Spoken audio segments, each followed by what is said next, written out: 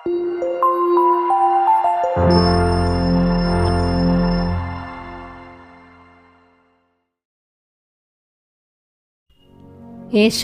അദ്ധ്യായം 30. സഹായത്തിന് ഈജിപ്തിലേക്ക്. കർത്താവ് അരുളി ചെയ്യുന്നു, എന്റേതല്ലാത്ത പദ്ധതികൾ നടപ്പിലാക്കുകയും എനിക്ക് അഹിതമായ സഖ്യം ഉണ്ടാക്കുകയും ചെയ്ത് പാപം കുന്നുകൂട്ടിയ അനുസരണമില്ലാത്ത സന്തതികൾക്ക് ദുരിതം. അവർ എന്റെ ആലോചന ആരായാതെ ഈജിപ്തിലേക്ക് പോയി ഫറവോയെ അഭയം പ്രാപിക്കുകയും ഈജിപ്തിന്റെ തണലിൽ സങ്കേതം തേടുകയും ചെയ്തു. അതിനാൽ ഫറവോയുടെ സംരക്ഷണം നിങ്ങൾക്ക് ലജ്ജയും ഈജിപ്തിന്റെ തണലിലെ സങ്കേതം നിങ്ങൾക്ക് അപമാനവും ആകും. അവന്റെ ഉദ്യോഗസ്ഥന്മാർ സോവാനിലും നയതന്ത്ര പ്രതിനിധികൾ ഹാനസിലും എത്തിയിട്ടും നിങ്ങൾ നിഷ്പ്രയോജനമായ ഈ ജനത നിമിത്തം അപമാനിതരായി. സഹായമോ നേട്ടമോ അല്ല അവർ മൂലം ലഭിച്ചത്, ലജ്ജയും അപമാനവും മാത്രം. നെഗബിലെ വന്യമൃഗങ്ങളെക്കുറിച്ചുള്ള അരുളപ്പാട്. കഷ്ടതയും കഠിനവേദനയും നിറഞ്ഞ ദേശത്തിലൂടെ സിംഹിയും സിംഹവും അണലിയും പറക്കുന്ന സർപ്പവും ഇറങ്ങിവരുന്ന ദേശത്തിലൂടെ അവർ കഴുതപ്പുറത്ത് സമ്പത്തും ഒട്ടകപ്പുറത്ത് വിലയുറ്റ വിഭവങ്ങളും തങ്ങൾക്ക് ഉപകരിക്കാത്ത ഒരു ജനതയ്ക്ക് വേണ്ടി കൊണ്ടുപോകുന്നു. ഈജിപ്തിന്റെ സഹായം വ്യർത്ഥവും നിഷ്ഫലവുമാണ്. അതിനാൽ ഞാൻ അവളെ നിശ്ചലയായിരിക്കുന്ന റാഹാബ് എന്ന് വിളിച്ചു. അവിശ്വസ്ത ജനം. വരും നാളിൽ എന്നേക്കുമുള്ള സാക്ഷ്യത്തിനായി ഇത് അവരുടെ മുൻപിൽ ഒരു ഫലകത്തിൽ രേഖപ്പെടുത്തുകയും പുസ്തകത്തിൽ എഴുതുകയും ചെയ്യുക. എന്തെന്നാൽ അവർ കലഹിക്കുന്ന ജനവും വ്യാജം പറയുന്ന മക്കളും കർത്താവിന്റെ ഉപദേശം ശ്രവിക്കാത്ത സന്തതികളും ആണ്. ദർശിക്കരുത് എന്ന് ദീർഘദർശികളോടും ശരിയായിട്ടുള്ളത് ഞങ്ങളോട് പ്രവചിക്കരുത്, മറിച്ച് കേൾക്കാൻ ഇൻപമുള്ളതും മിഥ്യയായിട്ടുള്ളതും മാത്രം പറയുക. നേർവഴി വിട്ടുപോവുക, മാർഗത്തിൽ നിന്ന് പിന്തിരിയുക. ഇസ്രായേലിന്റെ പരിശുദ്ധനെ പറ്റി ഇനി ഒന്നും ഞങ്ങൾക്ക് കേൾക്കേണ്ടതില്ല എന്ന് പ്രവാചകരോടും അവർ പറയുന്നു. അതിനാൽ ഇസ്രായേലിന്റെ പരിശുദ്ധൻ അരുളി ചെയ്യുന്നു, നിങ്ങൾ ഈ വചനം തിരസ്കരിക്കുകയും മർദ്ദനത്തിലും വൈകൃതത്തിലും വിശ്വസിക്കുകയും അവയിൽ ആശ്രയിക്കുകയും ചെയ്യുന്നതിനാൽ ഈ അകൃത്യം നിങ്ങൾക്ക് തകർന്നു വീഴാറായി തള്ളി നിൽക്കുന്ന ഉയർന്ന മതിലിലെ വിള്ളൽ പോലെയായിരിക്കും. അത് നിർദ്ദയം അടിച്ചുടച്ച കുശവന്റെ കലം പോലെയായിരിക്കും. അടുപ്പിൽ നിന്ന് തീ കോരുന്നതിനോ കൽത്തൊട്ടിയിൽ നിന്ന് വെള്ളം കോരിയെടുക്കുന്നതിനോ ഉപകരിക്കുന്ന ഒരു കഷ്ണം പോലും അതിൽ അവശേഷിക്കുകയില്ല. അതിനാൽ ഇസ്രായേലിന്റെ പരിശുദ്ധനായ ദൈവമായ കർത്താവ് അരുളി ചെയ്തു, തിരിച്ചു വന്ന് സ്വസ്ഥമായിരുന്നാൽ നിങ്ങൾ രക്ഷപ്പെടും. സ്വസ്ഥതയും ആശ്രയവും ആയിരിക്കും നിങ്ങളുടെ ബലം. എന്നാൽ നിങ്ങൾ അങ്ങനെ ആയിരിക്കുകയില്ല. നിങ്ങൾ പറഞ്ഞു, ഇല്ല, ഞങ്ങൾ കുതിരപ്പുറത്ത് കയറി ശീഘ്രം സഞ്ചരിക്കും. അതിനാൽ നിങ്ങൾ വേഗം അകന്നു പോകും. ഞങ്ങൾ ശീഘ്രതയുള്ള പടക്കുതിരയുടെ പുറത്ത് സഞ്ചരിക്കും എന്ന് നിങ്ങൾ പറഞ്ഞു. അതിനാൽ നിങ്ങളെ പിന്തുടരുന്നവരും അതിവേഗമായിരിക്കും വരിക. ഒരുവനെ പേടിച്ച് 1000 പേർ ഓടും. 5 പേർ ഭീഷണിപ്പെടുത്തിയാൽ നിങ്ങളെല്ലാവരും ഓടും.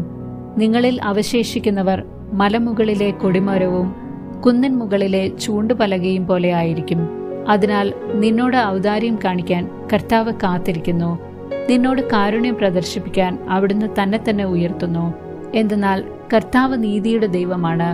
അവിടുത്തേക്ക് വേണ്ടി കാത്തിരിക്കുന്നവർ ഭാഗ്യവാന്മാർ.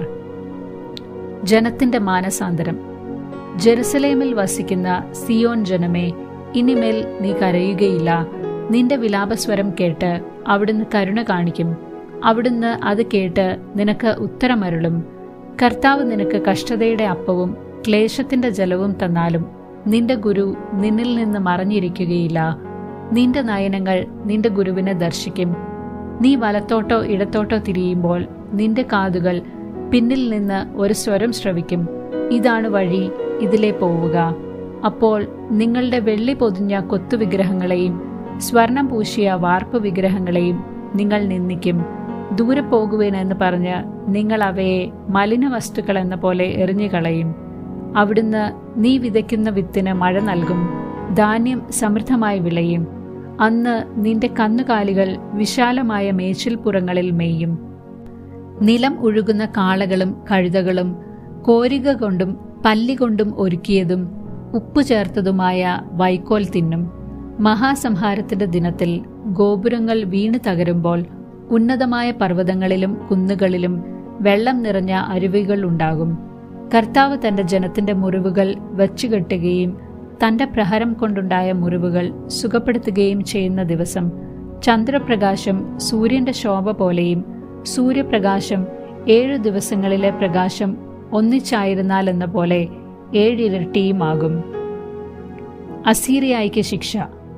അവിടുത്തെ കോപം കൊണ്ട് ജ്വലിച്ചും കനത്ത പുക വമിച്ചും കൊണ്ട് ഇതാ കർത്താവിന്റെ നാമം ദൂരെ നിന്ന് വരുന്നു. അവിടുത്തെ ആദരങ്ങൾ രോഷാകുലമാണ്, അവിടുത്തെ നാവ് ദഹിപ്പിക്കുന്ന അഗ്നി പോലെയുമാണ്. കവിഞ്ഞൊഴുകുന്നതും കഴുത്തുവരെ എത്തുന്നതുമായ നദിക്ക് തുല്യമാണ് അവിടുത്തെ ശ്വാസം. അത് ജനതകളെ നാശത്തിന്റെ അരിപ്പയിൽ അരിക്കുന്നു. അവരുടെ താടിയെല്ലിൽ വഴിതെറ്റിക്കുന്ന കടിഞ്ഞാൺ ബന്ധിക്കുന്നു. ഉത്സവരാത്രിയിൽ എന്ന പോലെ നിങ്ങൾ ഗാനം ആലപിക്കും. ഇസ്രായേലിന്റെ രക്ഷാശിലയായ കർത്താവിന്റെ പർവ്വതത്തിലേക്ക് കുഴൽനാദത്തിനൊത്ത് പോകുമ്പോഴെന്ന പോലെ നിങ്ങൾ ഹൃദയത്തിൽ ആനന്ദിക്കും.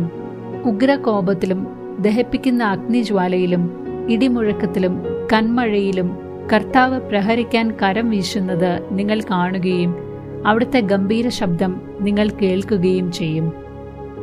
കർത്താവ് തന്റെ ദണ്ടുകൊണ്ട് പ്രഹരിക്കുമ്പോൾ അവിടുത്തെ സ്വരം കേട്ട് അസീറിയർ ഭയവിഹ്വലരായി തീരും. ശിക്ഷാദണ്ടുകൊണ്ട് കർത്താവ് അടിക്കുന്ന ഓരോ അടിയോടും കൂടെ തപ്പിന്റെയും കിന്നരത്തിന്റെയും നാദം ഉയരും. കരം ചുഴറ്റി അവിടുന്ന് അവരോട് യുദ്ധം ചെയ്യും. ദഹിപ്പിക്കാനുള്ള സ്ഥലം പണ്ടേ ഒരുക്കിയിട്ടുണ്ട്. രാജാവിന് വേണ്ടിയാണ് അത് ഒരുക്കിയിരിക്കുന്നത്. അതിന്റെ ചിത ആഴമേറിയതും വിസ്താരമുള്ളതുമാണ്. അഗ്നിയും വിറകും ധാരാളം കരുതിയിട്ടുണ്ട്. കർത്താവിന്റെ നിശ്വാസം ഒരു ഗന്ധക നദി പോലെ അതിനെ ജ്വലിപ്പിക്കുന്നു. അധ്യായം 31. ജെറുസലേമിന് സംരക്ഷണം. കർത്താവിനോട് ആലോചന ചോദിക്കുകയോ ഇസ്രായേലിന്റെ പരിശുദ്ധനിലേക്ക് ദൃഷ്ടി ഉയർത്തുകയോ ചെയ്യാതെ സഹായം തേടി ഈജിപ്തിലേക്ക് പോവുകയും കുതിരയിൽ ആശ്രയിക്കുകയും രഥങ്ങളുടെ എണ്ണത്തിലും കുതിരപ്പടയാളികളുടെ കരുത്തിലും വിശ്വാസമർപ്പിക്കുകയും ചെയ്യുന്നവർക്ക് ദുരിതം. അവിടുന്ന് ജ്ഞാനിയും നാശം വരുത്തുന്നവനും ആണ്. അവിടുന്ന് തന്റെ വാക്ക് പിൻവലിക്കുകയില്ല. തിന്മ പ്രവർത്തിക്കുന്നവരുടെ ഭവനങ്ങൾക്കെതിരായും അനീതി പ്രവർത്തിക്കുന്നവരെ സഹായിക്കുന്നവർക്കെതിരായും അവിടുന്ന് എഴുന്നേൽക്കും. ഈജിപ്തുകാർ മനുഷ്യരാണ്, ദൈവമല്ല. അവരുടെ കുതിരകൾ ജഡമാണ്, ആത്മാവല്ല. കർത്താവ് കരമുയർത്തുമ്പോൾ സഹായകൻ ഇടറുകയും സഹായിക്കപ്പെട്ടവൻ വീഴുകയും അവർ ഒരുമിച്ച് നശിക്കുകയും ചെയ്യും. കർത്താവ് എന്നോട് അരുളി ചെയ്തു, സിംഹമോ സിംഹക്കുട്ടിയോ ഇരയുടെ നേരെ മുരളുമ്പോൾ ഒരു കൂട്ടം ഇടയന്മാർ അതിനെതിരെ ചെന്നാലും അവർ ഒച്ച വയ്ക്കുന്നത് കേട്ട് അവ പേടിക്കുകയോ പരിഭ്രമിക്കുകയോ ചെയ്യാത്തതുപോലെ സൈന്യങ്ങളുടെ കർത്താവ് യുദ്ധം ചെയ്യാൻ സിയോൻ പർവ്വതത്തിലും അതിന്റെ കുന്നുകളിലും ഇറങ്ങിവരും.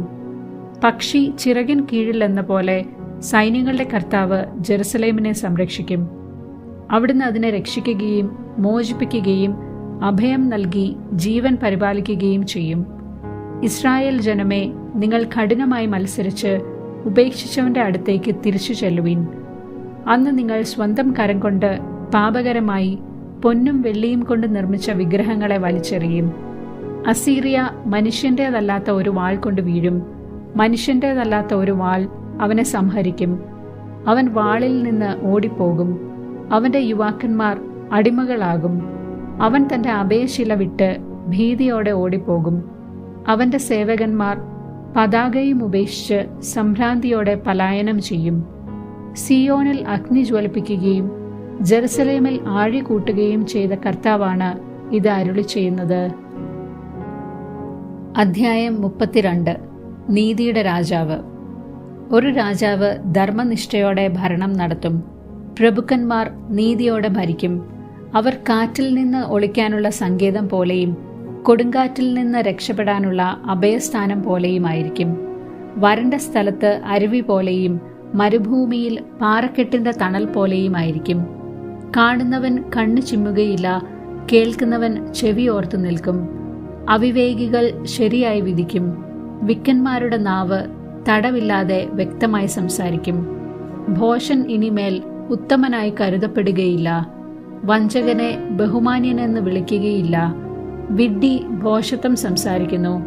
അധർമ്മം പ്രവർത്തിക്കുന്നതിനും കർത്താവിനെ ദുഷിച്ച് സംസാരിക്കുന്നതിനും വിശക്കുന്നവനെ പട്ടിണിയിടുന്നതിനും ദാഹിക്കുന്നവന് ജലം നിഷേധിക്കുന്നതിനും അവന്റെ മനസ്സ് ദുഷ്ടമായി നനയ്ക്കുന്നു. വഞ്ചകന്റെ വഞ്ചനകൾ തിന്മയാണ്. അഗതിയുടെ അപേക്ഷ ന്യായയുക്തമായിരിക്കുമ്പോൾ പോലും വാക്കുകൾ കൊണ്ട് അവനെ നശിപ്പിക്കാൻ വഞ്ചകൻ ദുരാലോചന നടത്തുന്നു. കുലീനൻ കുലീനമായ കാര്യങ്ങൾ നനയ്ക്കുന്നു. ഉത്തമമായ കാര്യങ്ങൾക്ക് വേണ്ടി അവൻ നിലകൊള്ളുന്നു. അലസരായ സ്ത്രീകളെ, എഴുന്നേറ്റ് എന്റെ സ്വരം ശ്രവിക്കുവിൻ. അലംഭാവം നിറഞ്ഞ പുത്രിമാരെ, എന്റെ വാക്കിന് ചെവി തരുവിൻ. അലംഭാവം നിറഞ്ഞ സ്ത്രീകളെ, 1 വർഷത്തിലേറെ ആകുന്നതിന് മുൻപ് നിങ്ങൾ വിറകൊള്ളും. എന്തെന്നാൽ മുന്തിരി വിളവ് നശിക്കും, വിളവെടുപ്പുണ്ടാവുകയില്ല. അലസരായ സ്ത്രീകളെ, വിറകൊള്ളുവിൻ. അലംഭാവം നിറഞ്ഞവരെ, നടുങ്ങുവിൻ.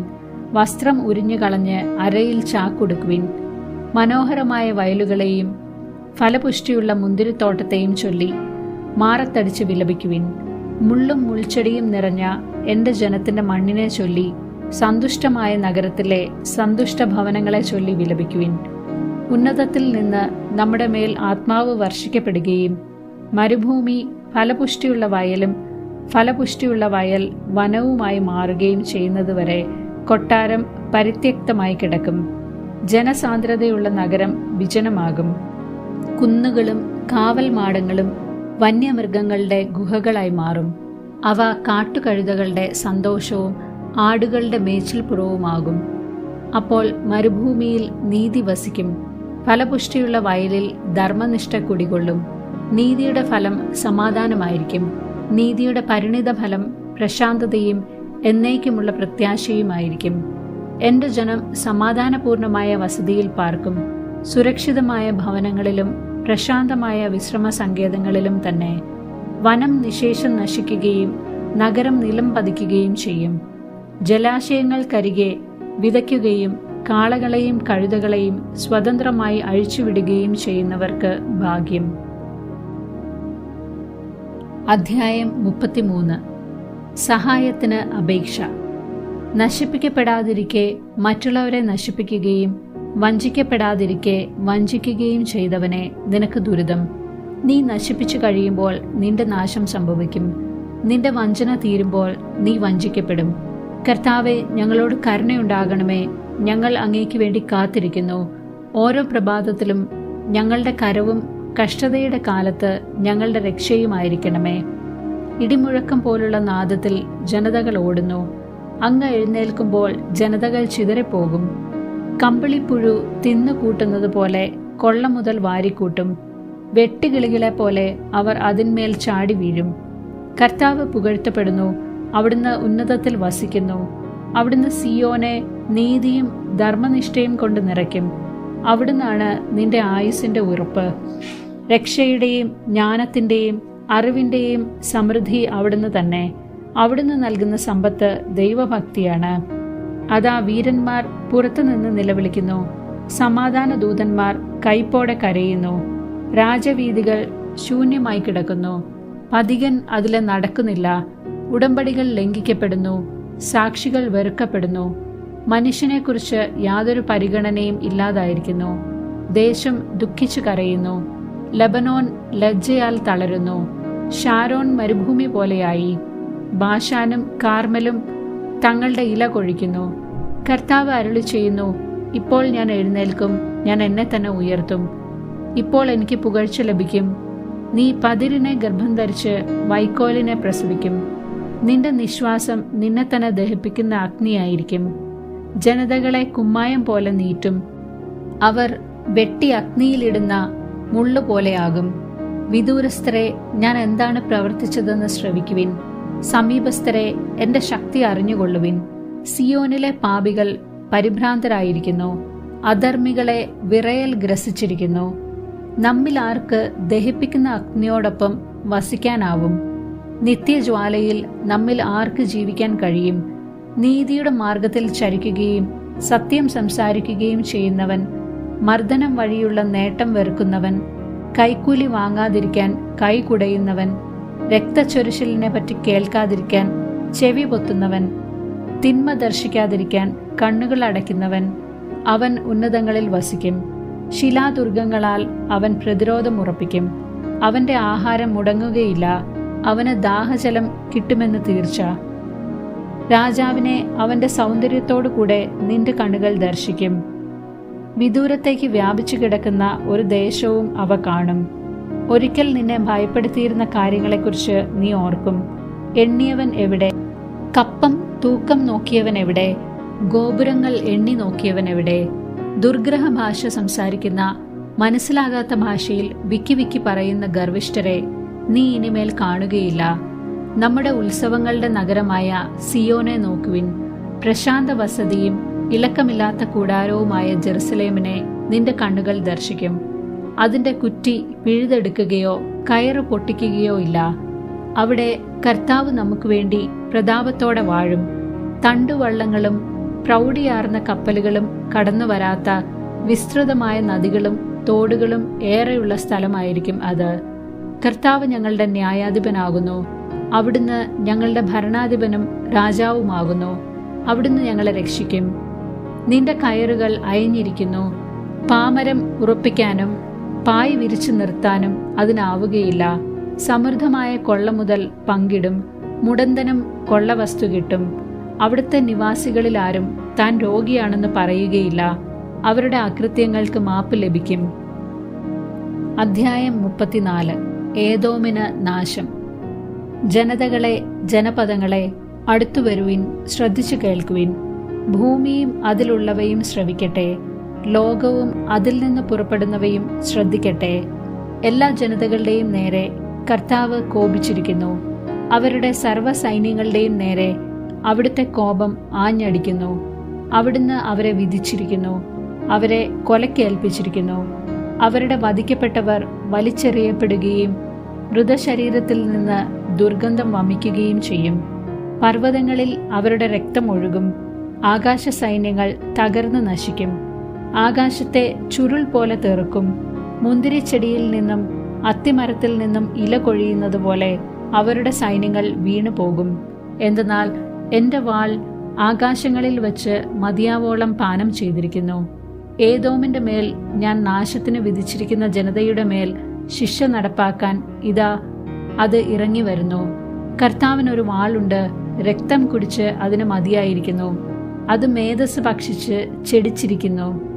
കുഞ്ഞാടുകളുടെയും കോലാടുകളുടെയും രക്തം കൊണ്ടും മുട്ടാടുകളുടെ വൃക്കകളിലെ കൊഴുപ്പുകൊണ്ടും തന്നെ. എന്തെന്നാൽ കർത്താവിന് ബൊസ്രായിൽ ഒരു ബലിയും ഏദോമിൽ ഒരു മഹാസംഹാരവുമുണ്ട്. അവയോടുകൂടെ കാട്ടുപോത്തുകളും കാളക്കൂറ്റന്മാരോടൊപ്പം കാളക്കുട്ടികളും വീഴും. അവരുടെ ദേശം രക്തം കൊണ്ട് കുതിരും. അവരുടെ മണ്ണ് കൊഴുപ്പുകൊണ്ട് ഫലപുഷ്ടിയുള്ളതാകും. കർത്താവിന് പ്രതികാരത്തിന്റെ ദിനവും സിയോനു വേണ്ടി പകരം വീട്ടുന്ന ഒരു വത്സരവുമുണ്ട്. ഏദോമിലെ നദികൾ കീലും അവളുടെ മണ്ണ് ഗന്ധകവും അവളുടെ ദേശം കത്തുന്ന കീലുമായി മാറും. രാവും പകലും അത് കെടാതെ എരിയും. അതിന്റെ പുക എന്നും ഉയർന്നുകൊണ്ടിരിക്കും. തലമുറകളോളം അത് ശൂന്യമായി കിടക്കും. ആരും ഇനി ഒരിക്കലും അതിലൂടെ കടന്നു പോവുകയില്ല. കഴുകനും മുള്ളൻ പന്നിയും അത് കൈവശമാക്കും. മൂങ്ങയും മലങ്കാക്കയും അവിടെ വസിക്കും. അവിടുന്ന് സംഭ്രാന്തിയുടെ ചരടുകൊണ്ട് അതിനെ അളക്കും. ശൂന്യതയുടെ തൂക്കുകട്ട അതിന്റെ കുലീനന്മാരുടെ മേൽ തൂക്കും. അതൊരു രാജ്യമല്ലാതാകും. അവരുടെ രാജാക്കന്മാർ ശൂന്യതയിൽ ലയിക്കും. അതിന്റെ കോട്ടകളിൽ മുൾച്ചെടി വളരും. അതിന്റെ ദുർഗങ്ങളിൽ തൂവയും ഞെരിഞ്ഞിലും മുളയ്ക്കും. അത് കുറുക്കന്മാരുടെ സങ്കേതവും ഒട്ടകപക്ഷികളുടെ താവളവുമാകും. കാട്ടുപൂച്ചയും കഴുതപ്പുലിയും ഏറ്റുമുട്ടും. കാട്ടാടുകൾ പരസ്പരം പോരിന് വിളിക്കും. രാത്രിയിൽ ദുർമന്ത്രവാദിനി അവിടെ ഇറങ്ങി വിശ്രമസങ്കേതം കണ്ടെത്തും. അവിടെ മൂങ്ങ കൂടുകെട്ടി മുട്ടയിട്ട് കുഞ്ഞുങ്ങളെ വിരിയിച്ച് ചിറകിൻ കീഴിൽ അവയെ പോറ്റും. അവിടെ പരുന്തുകൾ ഇണയോടൊത്ത് വിഹരിക്കും. കർത്താവിന്റെ ഗ്രന്ഥത്തിൽ കണ്ടുപിടിച്ചു വായിക്കുക. ഇവയിലൊന്നും കാണാതിരിക്കുകയില്ല, ഒന്നിനും ഇണയില്ലാതിരിക്കുകയില്ല. എന്തെന്നാൽ കർത്താവിന്റെ അധരങ്ങൾ കൽപ്പിക്കുകയും അവിടുത്തെ ആത്മാവ് അവയെ ഒരുമിച്ച് കൂട്ടുകയും ചെയ്തിരിക്കുന്നു. അവിടുന്ന് അവയ്ക്ക് വേണ്ടി നറുക്കിട്ടു. അവിടുത്തെ കരം ചരടുകൊണ്ട് അളന്നു തിരിച്ച് അത് അവയ്ക്ക് നൽകിയിട്ടുണ്ട്. അവ എന്നേക്കുമായി അത് കൈവശമാക്കും. തലമുറകളോളം അവ അതിൽ വസിക്കും.